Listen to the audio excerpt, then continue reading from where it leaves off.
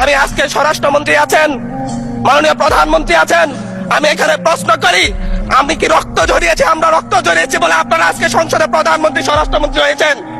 স্বরাষ্ট্রমন্ত্রী আইনের ব্যাখ্যা না দিয়ে আইনমন্ত্রী আইনের ব্যাখ্যা দিবেন।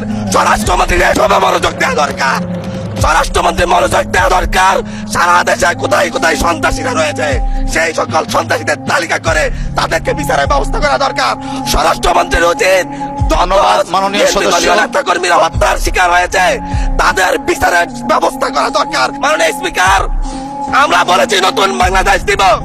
আমরা নতুন বাংলাদেশ আবার প্রতারণার রাজনীতি দেখতে চাই না, প্রবঞ্চনার রাজনীতি দেখতে চাই না। যে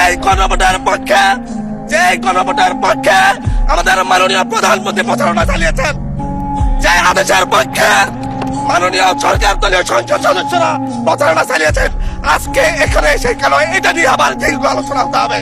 আমি আমার সবচেয়ে কম বয়সী প্রার্থী হিসেবে নিজের প্রার্থীটা জমা দিয়ে এলাকায় গিয়েছি প্রচারণা করতে। তিনবার হামলা শিকার হতে হয়েছে। আমি সংসদ সদস্য হিসেবে এলাকায় গিয়েছি, সেই জায়গায় আমার উপর হামলা করেছে, সরাসরি ভিডিওতে দেখা গিয়েছে।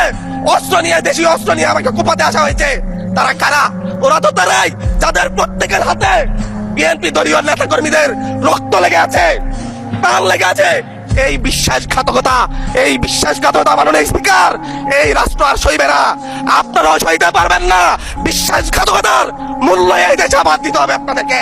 আপনারা যারা আপনাদের ভাইদের রক্ত জড়িয়েছে, খুন করেছে, খুনের মামলা আছে, তাদেরকে আবার পুনর্বাসিত করে আমাদেরকে খুন করার জন্য লেলিয়ে দিচ্ছেন।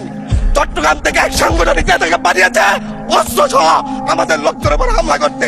ভোটের দিন সকালবেলা থেকে প্রত্যেকটা ভোট কেন্দ্রে অস্ত্র দিয়ে মহড়া দিয়েছে। 30টা ভোট কেন্দ্রে এনসিপির প্রার্থী, বিএনপি দুজন বিদ্রোহী প্রার্থী সহ কারো এজেন্টকে ঢুকতে দেওয়া হয় নাই। এটার জন্য কি আমরা আমাদের রক্ত জড়িয়েছি?